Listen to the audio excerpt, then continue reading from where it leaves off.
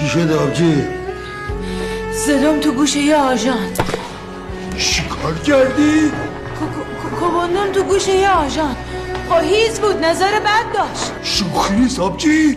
زدی تو گوش قانون آقا شدی رو سر ما؟ میخوای چه جرمت باشی؟ ای خدا، ما رو برای خنده خودت خلق کردی؟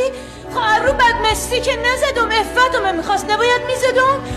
برو تو پس تو هرچی شد چی که در نمیاد. آخلاهی خواهر مادر داغت نبینن.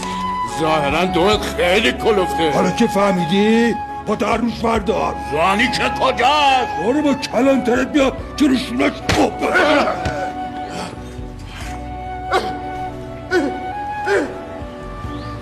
گلتم هفتیرم. ناموست کو سرکار دیزلی.